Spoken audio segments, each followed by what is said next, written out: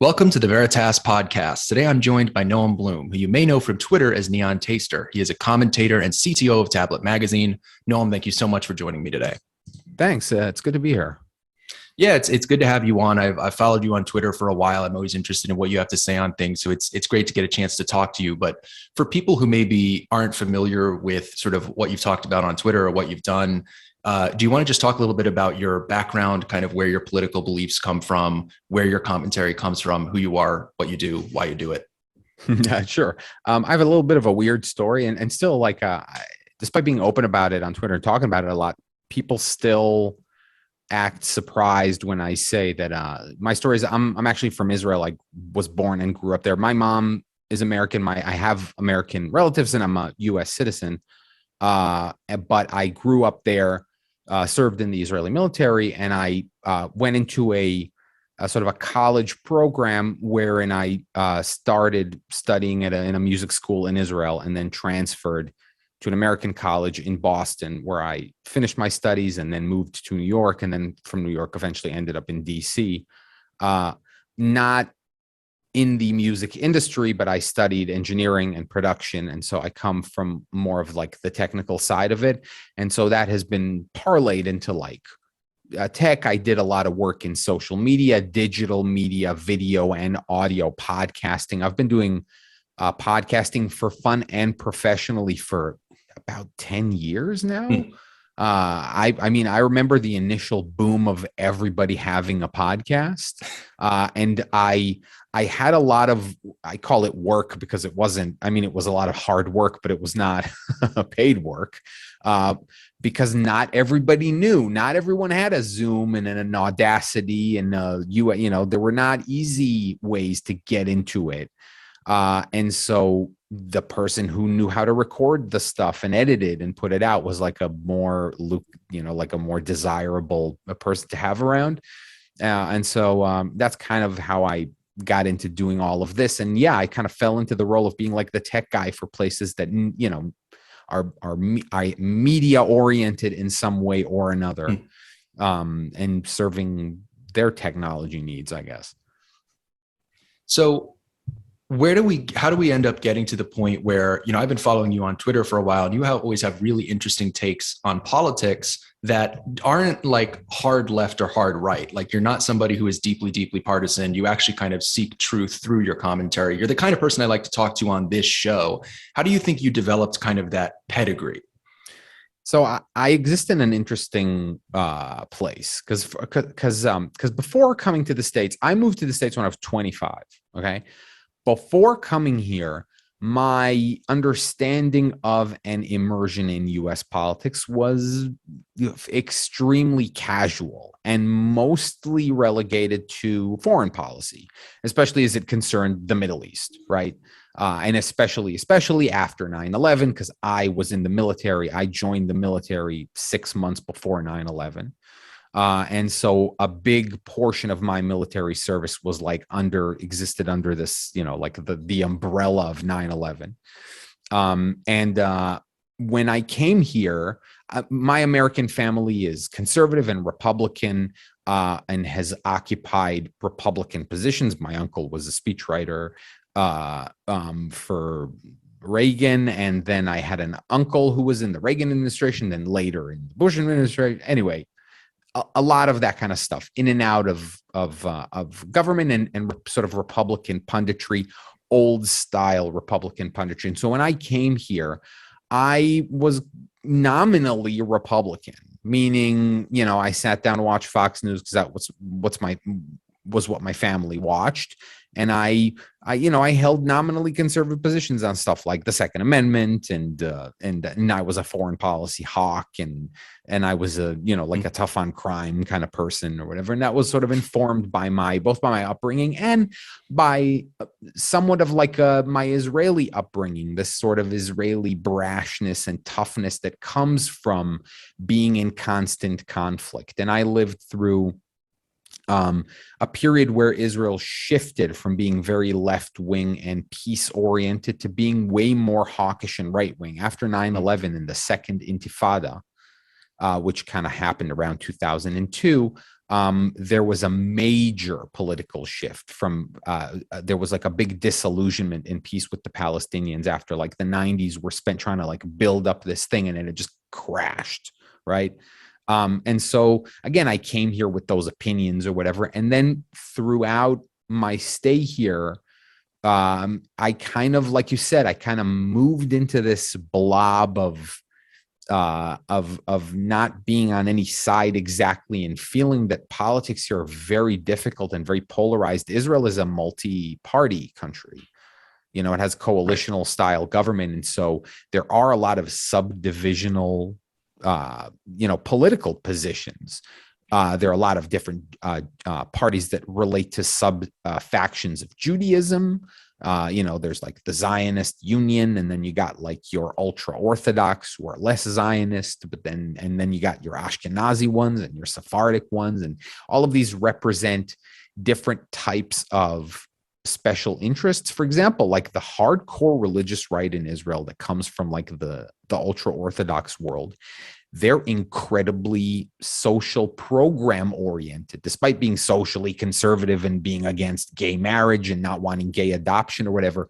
They're going to be the first ones to tell you like Medicare for all and, like social, like a tax cuts if you have lots of kids and stuff like that, like because it serves their own interest, but it just doesn't track with how sort of American politics work.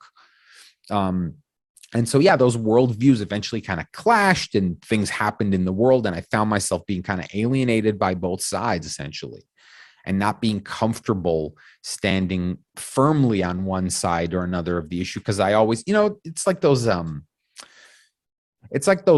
political polls you get on Twitter every once in a while, like answer these 20 questions and we're going to place you on a graph, right? And I never do those because every question I end up thinking like, I fall in between these two options, right? It gives you like three options and you're like, I'm somewhere in between A and B here. I'm 65% A and 35% B. It's like, it's impossible, right? And so, I've said this jokingly. I said, like, if somebody says, how do you define yourself politically? I said, I define myself as tell me the issue and I'll tell you what I think of it is. What I mean? Like, that's unfortunately, I don't know if it's unfortunate, but it's in a world where, you got to make your point in a quippy one thing. You do a thread and people ignore the second tweet in your thread, right? You got to get it. It needs to be in the thing that you see at once. It's got to be in your article's headline. It's got to be in your first tweet. It's got to be like the succinct description of your exact opinion. Or else, you're going to spend the rest of your day like explaining to people that you didn't mean this and yet you didn't mean that, and etc. Right?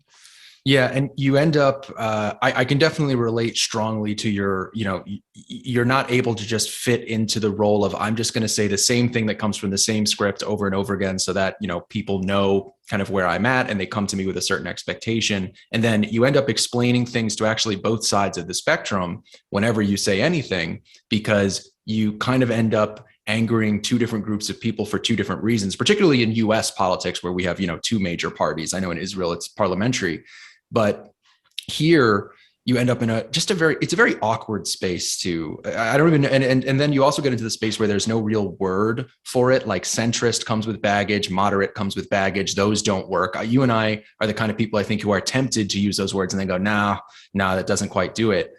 What do you think about the moment that we're in right now, particularly in American politics, where it seems like you're not allowed to have the kind of mindset that you have, this idea of give me an issue and I'll tell you what I think? That seems incredibly rare and almost kind of like discouraged. Why do you think that is? And what do you make of this moment where everybody is sort of forced to fit into a camp? Well, like you said, that was one of the first things that I began that started to make me feel like alienated in American politics was the idea of like pitching you a full worldview. I remember the first time I kind of looked at an issue and said, like, I agree with a lot of this, but I just cannot get on board with it, was like environmentalism, right? I'm a big like conservationist. I love nature. I think that like I on a even forget for a second, like the discourse around green energy and climate change. Like if I buy something and it comes in like 4 boxes that are inside of each other and there's a million papers in it and it's all a giant piece of plastic, I feel like this is such dumb waste. Like I'm filling an entire garbage can with the stuff that's like valueless, right? I'm so if somebody's like, oh, I invented a package that's small and easy and it degrades in a year or whatever, I'm all for that. Like, I think that's great, right? Just on the sheer, just base logic of it. But you're asked to adopt so many more things along with that. And it's gotten immeasurably worse since I first noticed this, like 10 years ago or so. Now it's like Palestine is a climate change issue. You know what I mean? Like it's become sort of in vogue to say stuff like childcare is infrastructure, right? And that's exactly why. That the reason is every problem is my problem, right? And so because the best way to do it is to say, for example, well, climate change affects women more than men. And here's a study that shows exactly why or whatever.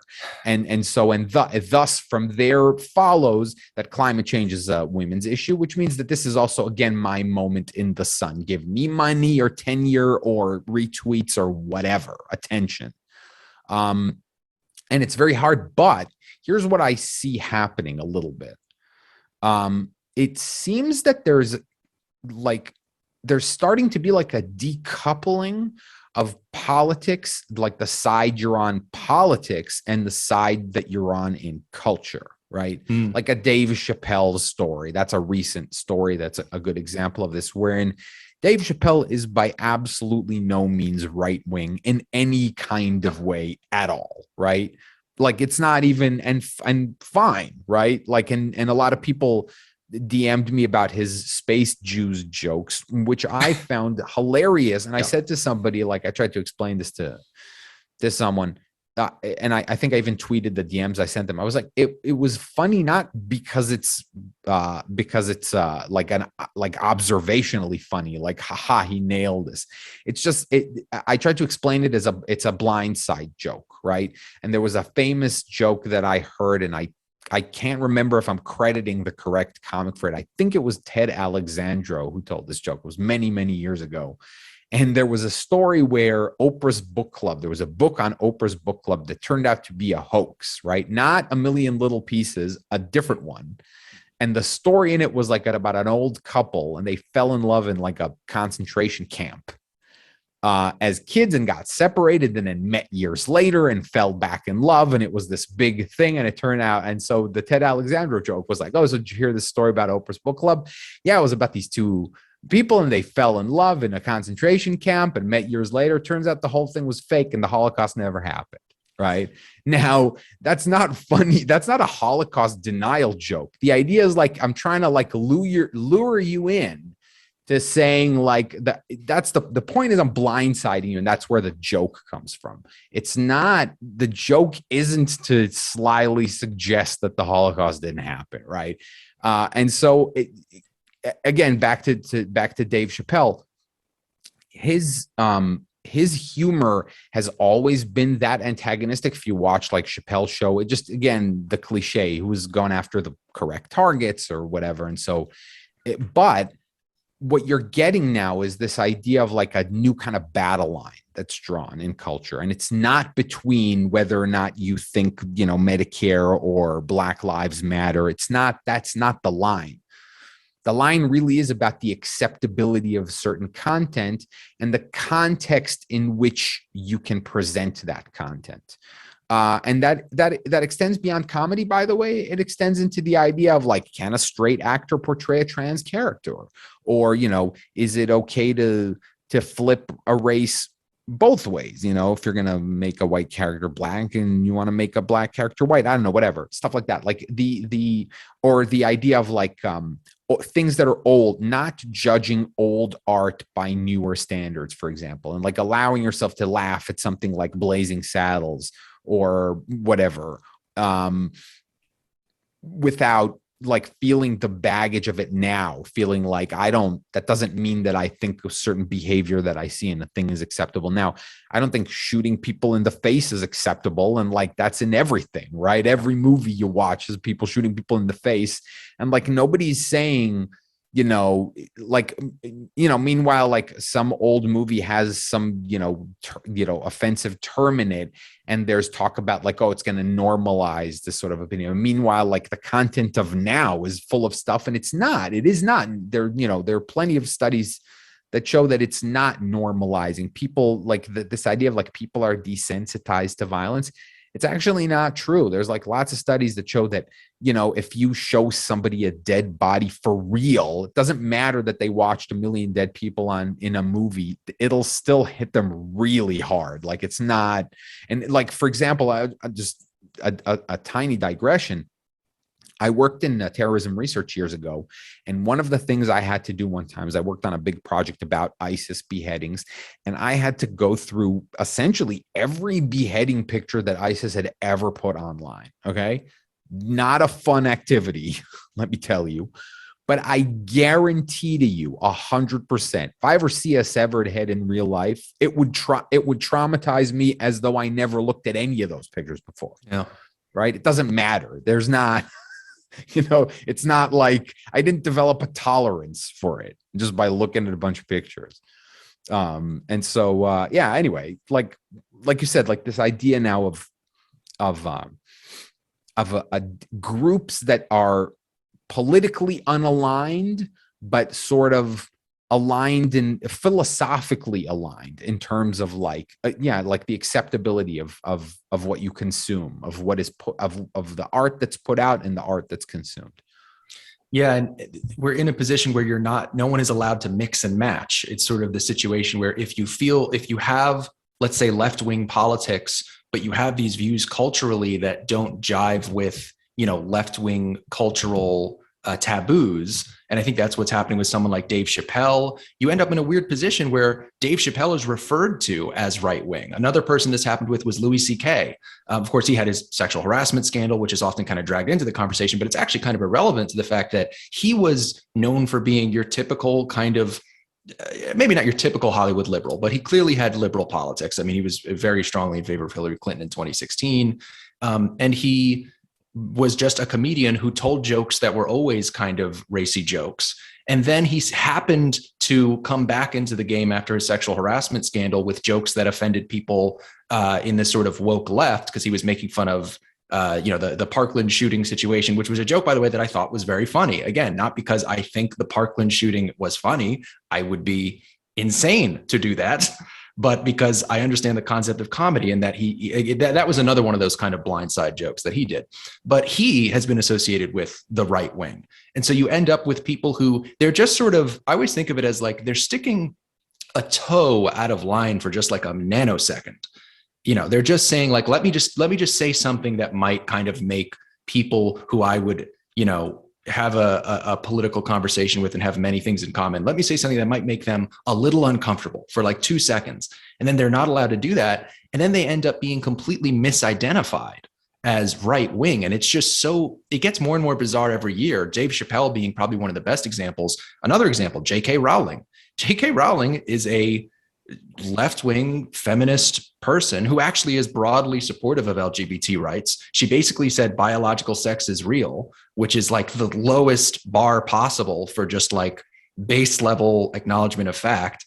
And that was too much for a lot of people who are in her audience who just won't accept that, because again, it's any attempt to mix and match slightly, any attempt to let me experiment with thoughts that aren't well within kind of I know this is kind of crass, but it's the term that is often used for this sort of thing. The circle jerk of a bunch of people with the same opinion sitting around and just going like, I agree. Yeah, Trump sucks. Trump is great. Whenever people try to get out of that. And I think it ties back into the idea that there are people who think that all of their beliefs tie back to this sort of core philosophy. And so you're unaligned with them if you do not like, you know, like you can't, you know, like it's almost like saying, you know, take one gear out of this machine, it'll stop working, right? And so you can't, there's actually a term, a pejorative term within progressivisms to describe progressives who are not anti-Israel. It's called PEPs, progressives except for Palestine. It's a pejorative that is meant to say that, like, it is impossible for you to be a progressive unless you have this very specific opinion about this. And by the way, again, not to tie this back into my own backyard, obviously, but like, one of the reasons that the Palestine issue is there are such intense attempts to kind of tie it into progressivism is that it doesn't jibe with what they call post-colonial narratives. The idea of, like, it's actually kind of defies that narrative of, like, the strong, you know, like the strong versus the weak, the colonial power, the occupying power versus the whatever. It's not a story that fits.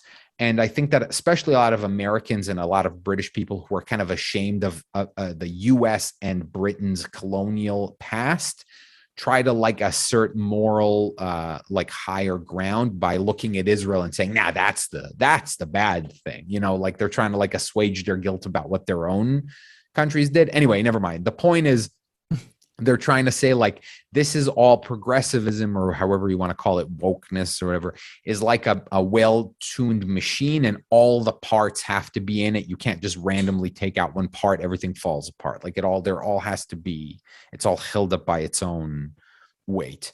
And that's bad. That's very bad. It's, by the way, it's easy. And that's why one of the things that I hate the most is when people call me a grifter, when people say, like, oh, you're just pandering to your audience. First of all, like, I don't do this professionally. And even if I did, I wish I was a staunch partisan who didn't care about, it would, like, really, like, it would make my life easy. And one of the things, like, I don't pay myself a lot of compliments, but a compliment I always pay myself is I say, if I wanted to be a grifter, it would be easy for me to make lots of money grifting. Like, I know that it would. I've actually turned down opportunities to do stuff professionally like that would make lots of money, but would involve me having to, like, do stuff that makes me feel gross, like, and that I don't believe in, and that, like, that's just not me. And so, yeah, when people say, like, oh, you're just saying the things people want to hear, I'm like, are you crazy? All I do is deal with people who don't like what I say, including, like, friends of mine, you know, like, I have not falling outs, but I have, like, tense exchanges with people sometimes because I'll say a thing on Twitter and they'll send me a private message like, you do realize this applies to me, right? And I'll think, like, fuck, I didn't consider that before I tweeted. And so it creates an awkward position. But I mean, it doesn't mean it's not my opinion, but yeah, like, the idea is this is much harder. I don't wish this on anyone. You know, like, the idea of, no, because I mean, there is something nice with having a home. And I'm not saying fake. I'm saying, like, there's some people who, like, truly, you know, are true believers of their entire worldview, and good for them. Like, in a way, I'm kind of jealous. I remember I used to say this back in Israel. Like, I used to say this about, like, the most extreme politicians. I was like, love them or hate them, like, they're the only ones who are honest. You know, like, the people in the center are all, like, doing deals and games, and these ones on the extreme are like, no, I don't care. I'm going to say the most extreme thing because that's what I believe in. I don't care if I don't get votes. Like, I think Hamas is awesome or whatever, and that's what I'm going to say. Anyway. Well, there's something very nice about the certainty that comes with that. I mean, I was for a long time just a hardcore leftist Democrat. I mean, I was the president of the college Democrats in my home state. I was really in that world. And what was so nice was not just the first thing people think of is just having your tribe, having your support system. But the other thing is just, like, not having to really wrestle with political philosophy or what's going on in your culture in the same way that somebody who doesn't kind of have a sort of preordained track to be on, whether it's, again, in the US, it's always kind of left wing, right wing, or maybe there are some subgroups in each one. But one of the hardest things about being off of that track is just that you're constantly second guessing yourself. I mean, you actually have to sit there and think, I might be wrong. Whereas I think that when you're in one of the sort of, the already established groups, there's a lot of certainty that comes with that. You don't really have to engage in that much doubt. And it's just easier in so many ways. I always, one of the ways I always identify people like yourself, I identified you as one of these types of people when I found you, who aren't grifting or engaging in that kind of thing, is I'm always like, is this somebody who, one, says things that I could conceivably see getting them in like real trouble, like really, really hurting them in some way, like saying things that they know are true and that they know will probably not play well in certain groups, but they're saying it anyway. And the second one is, do they just acknowledge inconvenient truths, things that aren't super convenient for them or that put them in a conundrum? And I've definitely seen you do that. I've seen a lot of people do that. I like to think that I do it from time to time myself. What do you think separates so much people who, I guess what it comes down to at the end of the day is just, is truth the sort of paramount value in the way somebody is making sense of the world? Is the first thing they're asking, what are the facts, what's going on?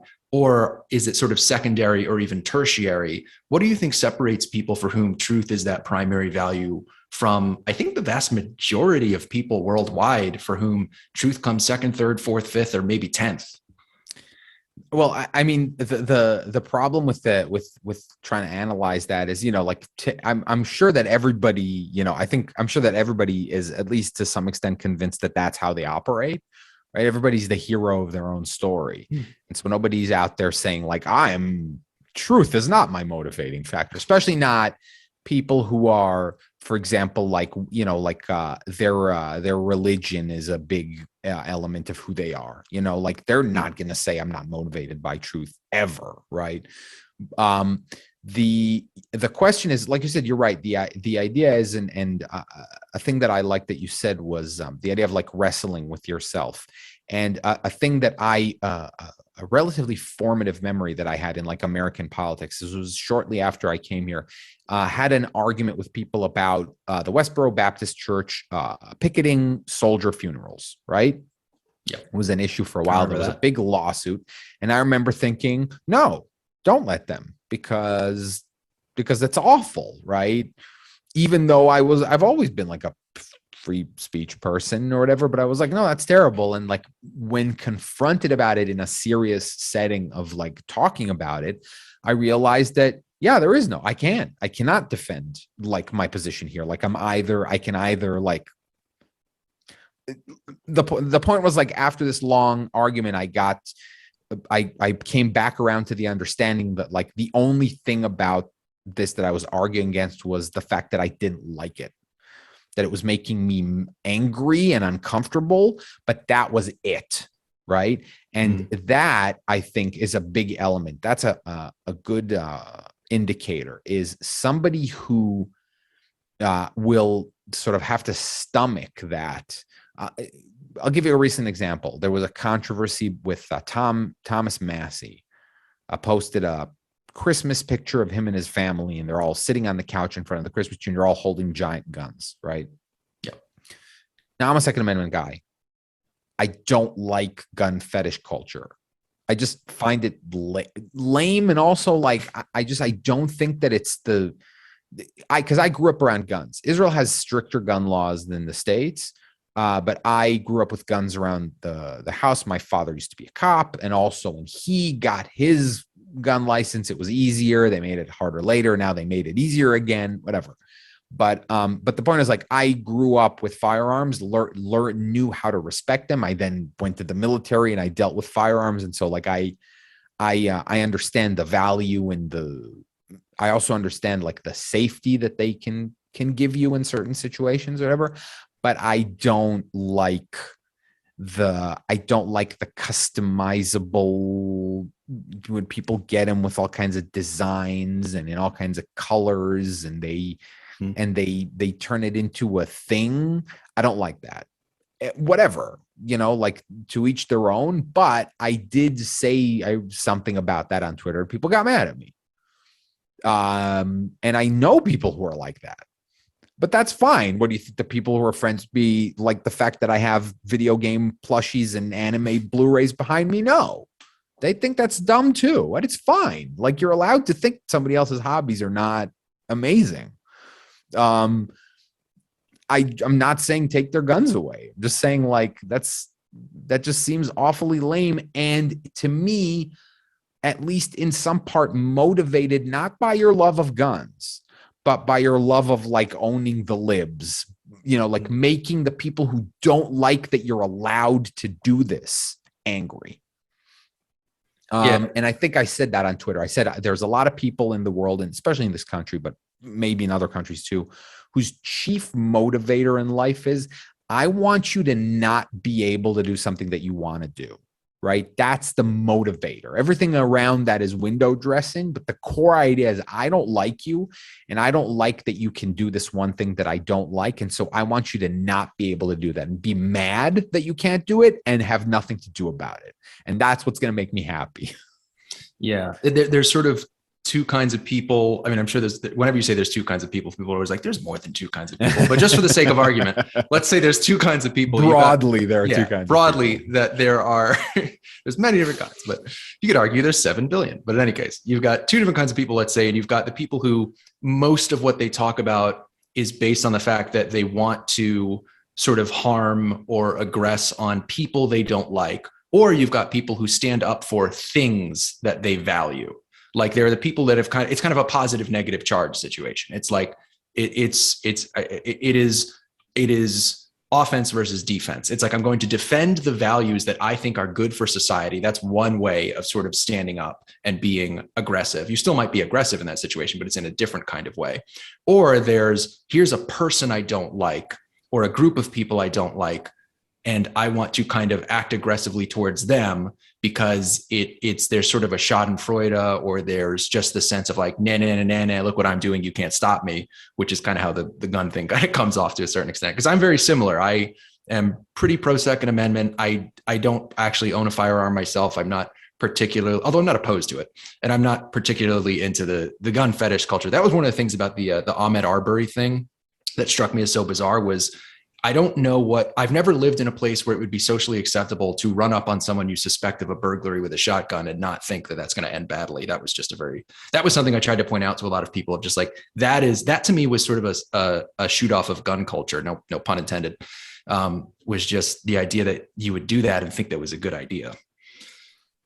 Yeah. But like you said, it does also relate somewhat to your life situation. And even in Israel, you'll get that. Although, again, small country, you see guns a lot. You see people walk around with rifles strapped to their backs all the time. But yeah, like, the idea was never that it was a flex. I mean, especially, again, not in my household with my, like, responsible ex-cop father who, like, was not, did not keep his gun, like, on the table as a whatever. Like, everything was always well put away, and we were not allowed to look at the gun crooked. There was it was that. And by the way, what you said, I think, also applies to the reverse. I especially over the years have grown weary of defending people as opposed to defending ideas. And you take something like the Kyle Rittenhouse trial, for example, or even the Zimmerman trial before that, and how you would get associated. People would want to get associated with this image, but also maybe get associated with it unfairly. Was the idea of, like, if you think that George Zimmerman murdered Trayvon or whatever, we could go to the other case, that you're somehow making a value judgment about that person's character, right? As opposed to saying, this is an incident that happened, and I'm trying to, like, parse the legal culpability of it, because that's something I've shifted a little bit on. Criminal justice reform is something that I've gone more liberal on. Although, again, now I'm finding that maybe that's the wrong way to describe it. I think that it's not that I think that, like, if you want to reduce it to over incarceration, under incarceration, no, I think our focus is wrong, is the idea. I think that we're too hard on people we shouldn't be, and we're not hard enough on the people we should be very hard on. And that's essentially my view. But I remember, like, thinking on the Zimmerman trial, thinking like, he definitely didn't do it and he definitely didn't do it. And that was it. And I would not listen to anything beyond that. I mean, again, looking at the evidence and stuff of the case, now looking back at that case, one thing that I would concede if I were to, relitigate it with people is the idea not of the legal culpability of it, but the idea of like sharing some kind of abstract notion of like responsibility for what happened. And the best way I described it was, if I were in his position, I would feel guilty about what happened, even if, I only shot the guy once he was on top of me. I would still think to myself, if only I had just said, fuck it that night. And, just got back in my car and drove home and like, whatever, none of this would have happened. As opposed to if you're asleep in your bed and somebody kicks down your bedroom door and you pull your shotgun out from under your bed and you shoot them, you don't walk around the rest of your life thinking like, if only I had done X, then I wouldn't have had to kill that person. Right. And that is true, but less true, I think, with the Rittenhouse thing, because you can argue like, well, he shouldn't have gone there. But I'm saying like, not while there, seemingly, according to the evidence and whatever, he didn't, like walk up to somebody to run after somebody that he thought was doing a thing and thereby that thing started. That's not how it happened. But again, arguing about this case, that doesn't mean that you think he's a good, I don't know him. Like I kept saying that. I said, he's a stranger to me. Right. And that's also why I didn't like that people kept bringing up the criminal record of the people he shot, except as a counter to the people who said, oh, he's an angel, like Mark Ruffalo was like, oh, whatever. That fine. That's okay. I think that's an equivalent thing, but like at the moment, that doesn't really matter, because also he didn't know in the moment. But going back to the main point here, the idea is like, it's not about the people. It's about, you're trying to argue about like how the country functions and how the legal system functions. Like a great example is if a cop shoots somebody, right? The procedure is that you got to like investigate whether or not it was a good shooting. And if it isn't, then you arrest the cop, right? Even if it seems on its face like it's a totally bad shooting, even if on Twitter it looks like an open and shut case, there is a rule set in place on how you deal with a cop shooting somebody. And that's the rule set you got to follow. And that doesn't mean the system is broken. You know what I mean? Like, but then people always tend to think that like, it's not fair that a cop could shoot somebody and it'll take 5 days until they get arrested because, IA's got to investigate.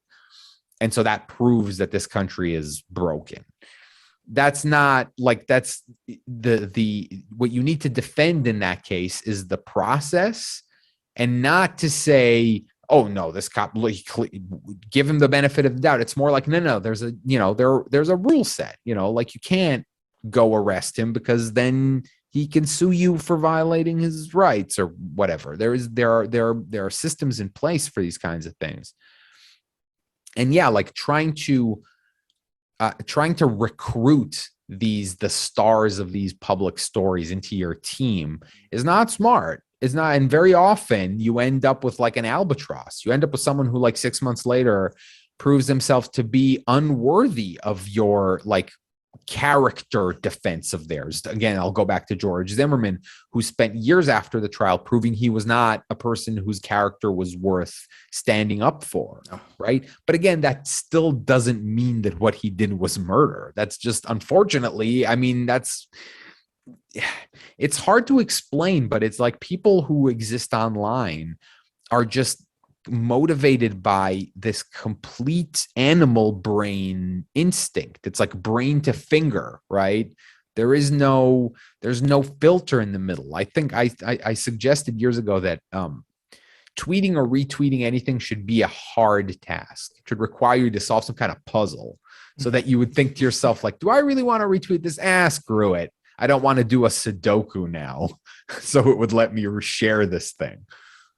Yeah, it's funny you say that because people will note that my Twitter output is actually kind of few and far between. I actually kind of have a hard time like retweeting things. Like I try to I do the same thing with like when I like something on Facebook or YouTube. I'm always like, this is like a serious decision. I'm taking part in this democratized process. I actually think about it before I do, which I know is like definitely the exception to the rule.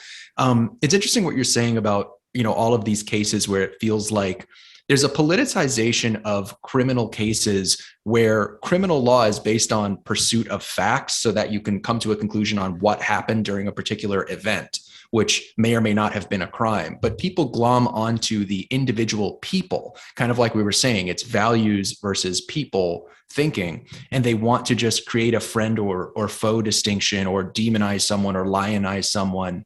Kyle Rittenhouse is a very, very obvious example, and I feel bad because he's only 18 years old, and he strikes me, from what I know, as a very normal 18-year-old, despite the situation he was thrust into. But there is something I wanted to talk about on the note of people who are thrust into criminal cases, although a very different situation than any of the ones we have discussed. Yes. One, Jussie Smollett, or maybe actually be, I think it's, speaking of Dave Chappelle. We're just talking about Dave Chappelle, right? So yeah. It's Jussie Smollett, the very French very famous actor. Jussie Smollett, who was just convicted of, I think it was 5 counts of disorderly conduct and filing a false police report in relation to, I'm not going to describe it that in depth. I'm sure everyone listening is pretty familiar, in relation to the fact that he basically staged a hate crime in which he accused 2 MAGA-loving conservative or MAGA-loving Trump people of beating him up in the middle of Chicago in the middle of a snowstorm, and hanging a noose around his neck and pouring bleach on him. It was an interesting little stage, and at this point I can say staged. I don't even have to say allegedly. A staged attack that he orchestrated, and he's been convicted. And my question for you, Noam, on this, I mean, it's boring to talk about Jussie as a person because I won't say anything. I'm going to bide my tongue on Jussie Smollett as a person, but I want to ask you about the situation as a whole, kind of going back to our theme of people versus values. What lessons do you think society should take away from the Jussie Smollett saga? And do you think we are going to take away any of those lessons? Because it's been a big 3-year-long drawn out thing that is a lot of little things people don't know about. Yeah, well, it has been almost like 3 years. Almost 3 years. Late January of 2019. Yeah. Yeah. And it's good that you made this segue, because the next thing I was going to say, if you hadn't, was not to blame the media, but this is all the media's fault. and I'll tell you why. I'm not going to go. I'm going to maybe take this in a slightly unexpected direction. If you go back to the earliest, to like OJ, right? If you go back to the dawn of legal cases as storified media narratives, right? I think that was probably the first one. And it started before the trial. It started with the Bronco, right? It started with the car chase. People watch a thing on their screen and they perceive it as a narrative, as like a story, as a movie, as a book. Stories have characters and they have drama and conflict and they have protagonists and antagonists. And so we've grown accustomed to trying to frame legal cases like this as good guys and bad guys, and there's crime drama. Why do you think Law and Order and all of these things are so popular? It's because crime and trials, the legal system, is all around us. And creating interesting stories out of that is like, it's a good content mine. But like you're saying, in real life, there is very little a good guy kills a bad guy or the other way around. I mean, there is that, I guess, like there are lots of like somebody just gets murdered, right? But again, circumstances are often very complicated, and you want to throw into that the frequent ambiguity regarding events, because yes, it could be some gang member who just shot some random person in the street in the head with no provocation. But if there's no video evidence and there's no eyewitness accounts and stuff, and so there's this sort of uncertainty, and you're trying to reach certainty. That's the point of our system, is you want to reach a very high threshold of certainty that a thing happened the way you say it happened. And that's a difficult process. And that's a process, again, like you said, that introduces a lot of gray, even if the person on trial is objectively evil, and even if the victim is an objectively innocent, like a kid or something like that. And so that's the catalyst for people to decide that they're going to be on this person's side, as opposed to saying, here's what I think the verdict should be. Right. And Jussie Smollett is a good example of someone who, from the very first moment, it was about the person. It was about, we need to support this guy and we need to prop up this guy. And again, I understand the instinct. I especially understand the instinct if it's someone you know. If it's your friend, right? Yep. If it's whatever, I totally get that. Again, small digression, but not even the skepticism. If you hear about a race crime or about a rape allegation, and there's a lot of online skepticism, and the reaction is, oh, look what a disgusting society we have, right? Some woman says she was raped in college, and the initial instinct is like, well, where's your evidence, right? Here's the thing that nobody talks about. If my friend came to me and said, I got raped in college, I would, of course, 100,000,000% believe her. If some stranger on TV says the Supreme Court nominee that's about to get nominated and that half the country hates raped me 30 years ago, that doesn't mean it didn't happen. But I'm also not going to like I said, in the same way that I don't know, a relative of mine or whatever, if my sister said somebody called me a Jewish slur and poured paint on my head, I wouldn't think she was lying. But if I read about it in the paper, I'd be like, I don't know, man. Maybe I should wait for some more information. And again, it goes back to, these people are strangers. And there's weird people. There's people who carved swastikas into their own forehead and reported it as a hate crime. Things happen, right? I know of a story of somebody whose significant other hit herself in the face with a frying pan and then called the cops on him and said he hit her with a frying pan. And the only way that he got out of it was that he got her friend to wear a wire and get her to admit to it. I mean, the point is, there are people out there who do these things, who are crazy enough to lie about stuff, who are crazy enough to go through immense amounts of trouble to ruin other people. And those are the people you should be mad at. And I said this about Jussie Smollett too. I said, because there was some article that said, oh, the Jussie Smollett verdict hurts real victims of race crimes, because everybody who was skeptical of race crimes now says, see, we were always right. And I said, the sad thing about that argument is that the core of it is true. This case does hurt real victims of race crimes. But the only person you should be mad at about that is Jussie Smollett, not the people who were skeptical of him and now feel like, ha, I told you so. The anger should be at him, because he's the one doing it. He's the one who's creating that problem. And so in that same way, don't be mad at the internet skeptics. Be mad at the people who made them skeptical to begin with. If there was tons and tons of for real race crimes like that, and 1 in every 50 was a hoax, fine. Say oh, you people are you're acting in bad faith because once in a while there's one of these that's fake. But it's so frequent. And again, it's the ones that are in the media. It's not your friend coming up to you and saying, if you have a black friend and he'll say do you want to hear something horrible? I was walking outside and a couple of guys, called me a racial slur. That shit probably happens all the time and you never hear about it. It's not reported to the police. It's somebody whose day was ruined, right? Or whose month was ruined. And they tell the people around them, and the people around them don't think they're lying. That's ridiculous. You're suspicious that somebody is doing something for publicity or because they're out in the public eye.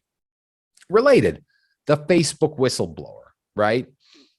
I don't doubt that Facebook's doing bad things, and I don't doubt that the stuff she came out with true. But all you're seeing is her name and face everywhere. She's on the cover of Time magazine and it's her name, and she's on CNN and it's her name and her face and her name. And that makes me suspicious. That's the thing that makes me suspicious. Not that I don't care. What do you think? I'm defending Facebook? Of course not. But I'm just saying, when all of a sudden I know this person's name and I know their face instantly because it's everywhere. That little doubt starts to creep in just a tad, and you start to think like, maybe they're maybe like, and not maybe they're lying. Maybe they're, maybe something that started out as like an earnest attempt is becoming something else because of they see what happens. A lot of people came out of the Trump era with that kind of reputation. All of these like Vindmans and Peter Strzok and all kinds of people like that who parlayed, something that might have been initially very idealistic, like I can't serve in this administration, it makes me disgusted or whatever, and I'm going to quit. Parlayed that into like a career where that's their thing, right? They throw it to CNN, throws it to them to say, oh, Trump is harming the country, and that's it. That's their purpose in life. And that, again, like I said, and so then I start to question everything that comes out of their mouth, even if initially what they did was like pure idealism. Yeah, there's something very interesting. I'm glad you brought up the Facebook whistleblower, because I had a conversation with Ben Sixsmith a few weeks ago about how funny that was, that basically they were like, here's a Facebook whistleblower. And I got really excited. I was like, oh, someone's going to blow the whistle on all the censorship. And then it was like, Facebook whistleblower says not enough censorship. And I was like, you've got to be kidding me. That is one of the funniest news stories. But what you brought up about how she was lionized and sort of celebrated everywhere, it made me think about how you can look at these situations where, in theory, an accusation is being made that threatens some kind of established authority, whether it's social media authority, government authority, media authority, big tech authority, whatever it is. And the response, the natural response would be for some authority to try and tamp that down. Case in point, James Damore or Brett Weinstein, people who are whistleblowers of things going on college campuses or in major corporations that were heavily censored or misrepresented, because that's what happens when you are a dissident, when you are a true whistleblower. It's kind of the nature of the thing. That's at least what you would think. That seems to be the logical progression of how a situation like that plays out. When somebody comes out and does that, and all of a sudden they are plastered on the cover of Time magazine, I do think of, Christine Blasey Ford.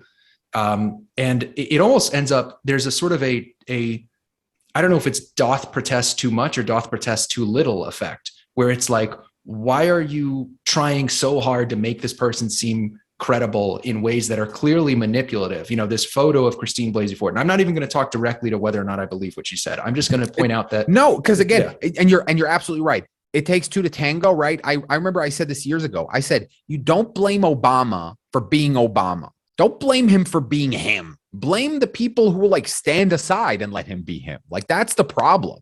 Like, my problem isn't with him. Like, he wasn't, you know what I mean? Like, the policies he pursued, and this extends to everybody essentially. Like, it's not, the people who are supposed to hold you to account. The people who are supposed to be skeptical of you and maybe not prop you up until they know the facts. It's on them, not you. Christine Blasey Ford did her own thing, whatever. Yeah. But then she's put on the cover of Time magazine in that very sort of like dramatic photo of her, which of course there was also a photo available of Brett Kavanaugh doing the same thing. They both took an oath, but you didn't see Brett Kavanaugh's photo on the cover of Time magazine. By the way, just one moment. I'm gonna hit my light switch. I forgot that the sun is going down at 4 p.m. Okay. I'm just gonna do that for my audience real quick. It'll take 2 seconds.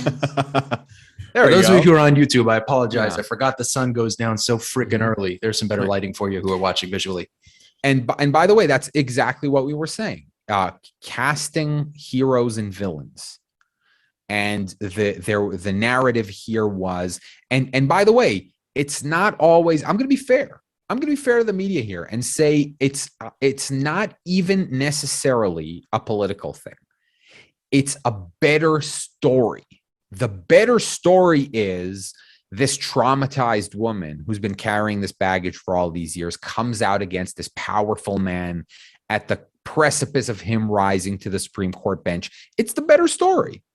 Like, I mean, like if you were a showrunner, and if somebody brought you two versions of this story for your next season of your show, and one of them was that, and the other was, oh, it turns out the woman was lying, and the Ivy League frat boy who's now a Supreme Court justice turned out to be the good guy. That's not like that doesn't sell, right?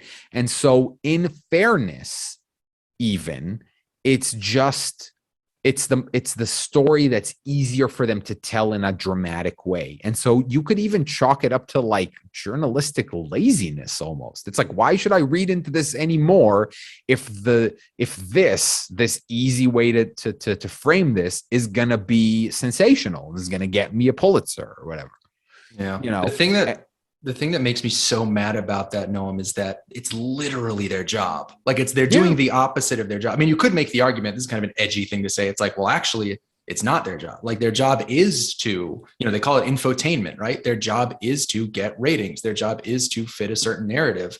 Because I mean, I've taken to the book. I feel dirty when I call certain people journalists. Like it's not journalism. Like if you're not journalism, I always think like, in theory, it is the pursuit of facts, not the pursuit of a quote unquote story.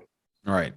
And if I ever actually was capable of sitting down and writing a book, I think the book that I would want to write is about how, because there is a contradiction. There is a bit of a cognitive dissonance between the type of politics and society that is being advocated by these media outlets and the existence of these media outlets has been like big corporate companies that are, anti-union. All of them are anti-union. They all were like resist unionization efforts, and they're all like big lobbyists, and they all like don't whatever.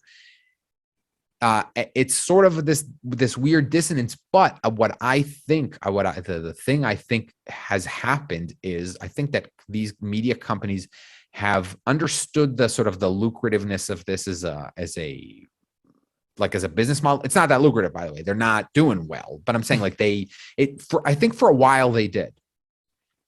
I think that for a while, this type of like social critical angle, everything is bad. This movie's racist and this thing is sexist and all of that stuff, I think did well for a while and then got ridiculous quickly because, there's creep, right? There's a offense creep where like the sphere of things that are offensive is like ever growing. But what you have here though is corporate sort of money-making interests hiring these like young idealists who aren't journalists, like you said, who are not motivated by journalism, and kind of weaponizing them and kind of like blowing smoke up their ass and saying like, you're changing the world. We're like do a New York Times editorial staff meeting and to say like, we're changing the world. Where in fact, what the editor-in-chief of the New York Times wants is he wants tons of traffic, and he knows that these kids are going to go out and write about Ted Cruz and about yada yada and get him lots of traffic, and that's it. And they're easier to find. They're a dime a dozen, right? And they also have their own audiences, and that's the social media thing where the merging of your personal and your professional brand, because everybody who's a blue check journalist now is also their own person, their own brand that survives beyond, like imagine if like a verified account that, worked at the Washington Post, for example, wanted to leave the Washington Post and go to the New York Times, but that involved losing their Twitter account and having to start a new Twitter account. I don't think that as many of them would have used two. Like, that's the thing. Like, they would have had like a non-politics, my own thing. And then they would have had an account where they tweet all their work, like at the Washington Post or something like that. You have this merging where they are trying to like look out for their own careers. And so they also kind of funnel in this traffic.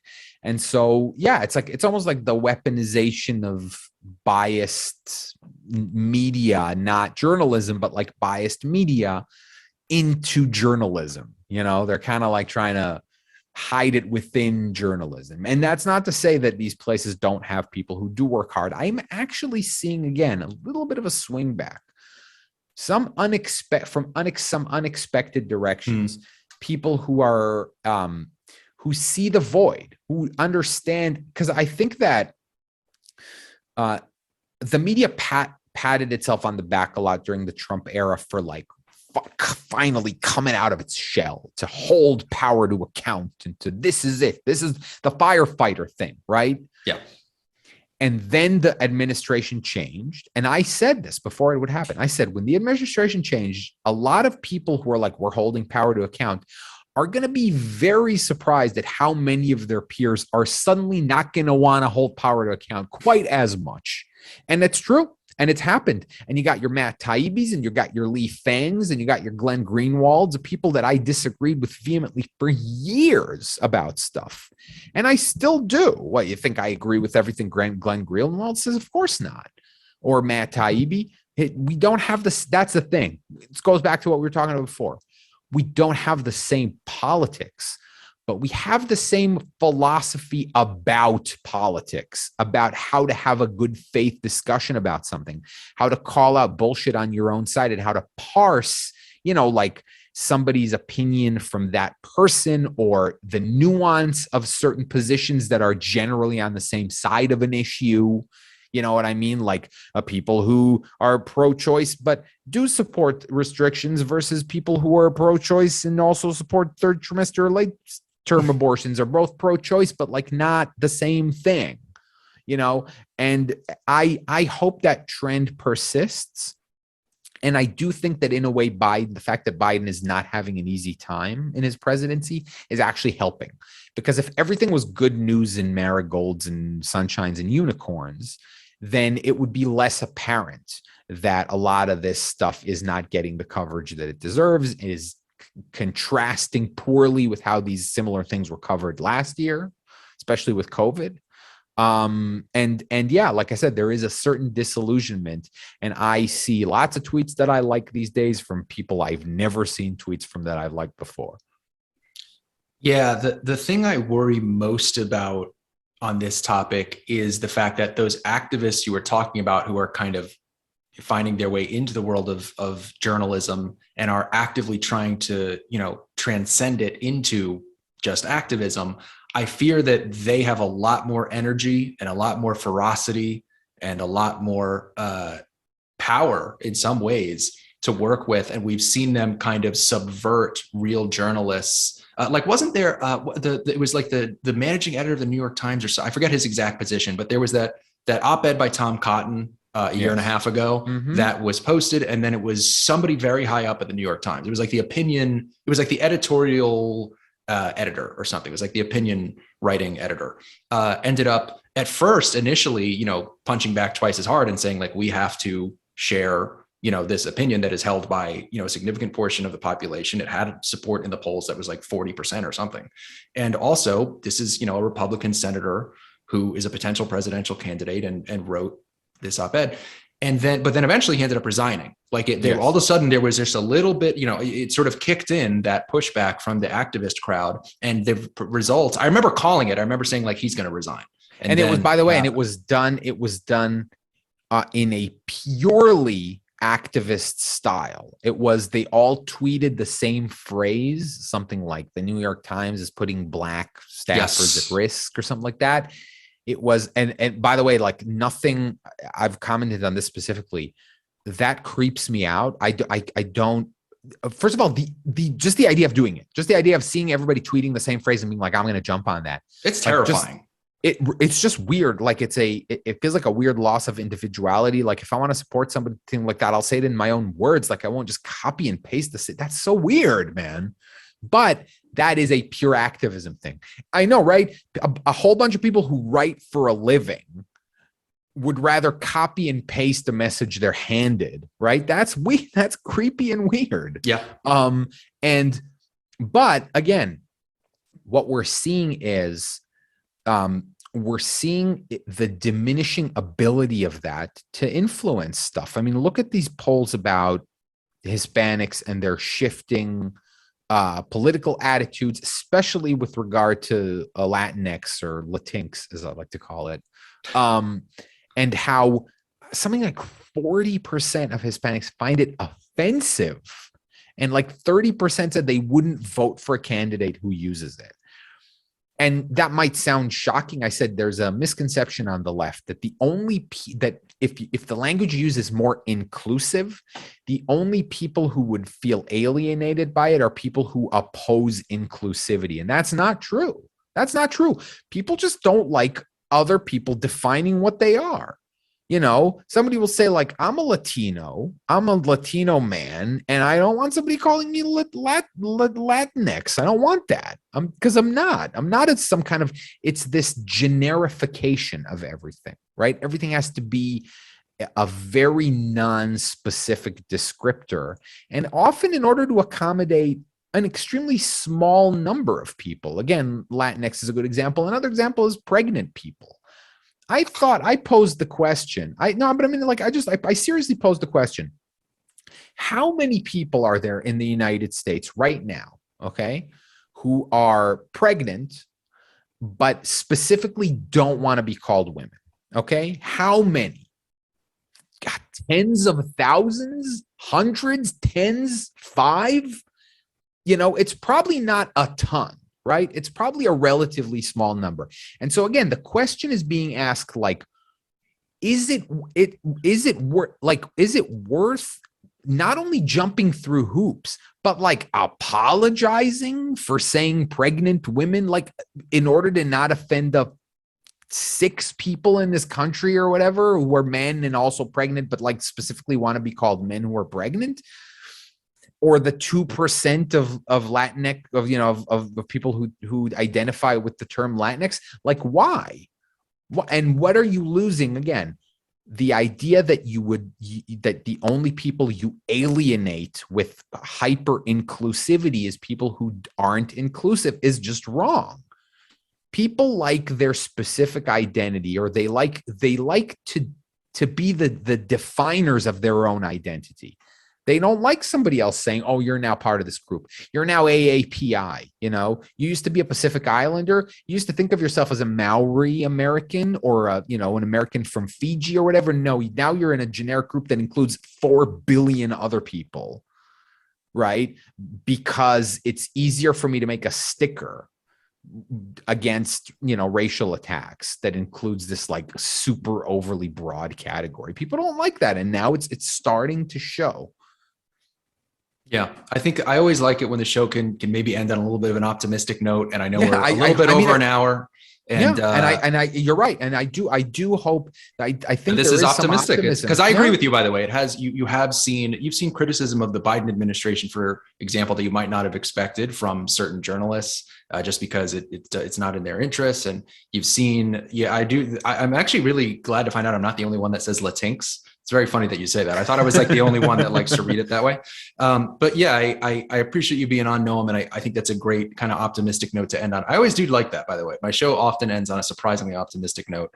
So I like that too. When I argue with someone on Twitter, my favorite arguments are the ones where we kind of end on a joke. Or somehow like and it kind of breaks the tension, and you're like, all right, whatever, have a nice day. Those are always. Yeah. It reminds me of, I remember in the early days of Facebook, I was just a teenager, but I'd still get into fights with people because I was, interested in politics. And I remember there was always kind of a nice little ending where it was just like, you say your final thing, they say their final thing, and you each like each other's comment and just kind of move on. Because like neither of you really want, it's kind of the closest you can come to just saying like, let's agree to disagree, is like you, because it's sort of like the first person to like the other one is putting out the olive branch, right? And I would always do that. I was like, let me just like this person's last comment and not say I agree or disagree with it. And then they would like mine and I'd be like, done. And that was like the closest you could come to like civility on Facebook in the days when all the political discourse took place there. But in any case, Noam, thank you so much for being on the show today. This was a great conversation. Thanks for having me. This was great. Yeah. Yeah. Before we sign off, I always give everybody an opportunity to just promote anything they want to promote before we sign off. Is there anything you want to plug or promote? Sure. I mean, you can see me on Twitter, obviously at Neontaster. And I also have a YouTube channel and a Twitch channel that I put content on relatively irregularly, but I hope to to kind of increase it in the new year. It's youtube.com/c/neontaster and also twitch.tv/neontaster. All right, everybody, be sure to check that stuff out. For everyone listening, I appreciate you listening to the Veritas podcast. If you're listening on iTunes, 5-star review, you know the drill. YouTube, like, comment, subscribe. Appreciate it. See you next time on the Veritas podcast.